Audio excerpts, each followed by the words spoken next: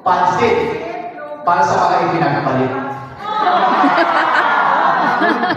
Lugaw para sa mga walang manliligaw. At supas para sa mga iniwan ng supas. Mabilis. At taho para sa pag-ibig niya naglaho.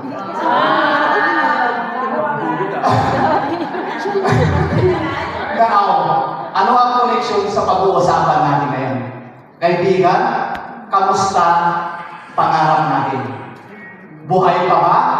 Gising pa ba? Mayroon pa ba? O parang taho na tuluyan na naglaho?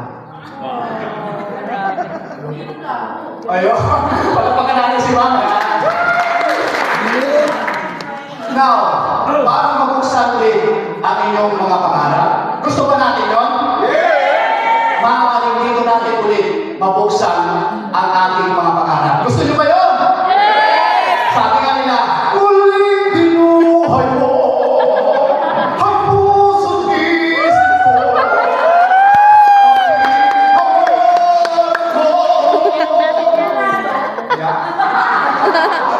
Maaaring dito mabuksan ulit at mabuhay yung mga pangarap natin. At tanong ngayon, saan kayo? Game ka na ba? Game na! Dahil game na kayo, grabe itong speaker natin.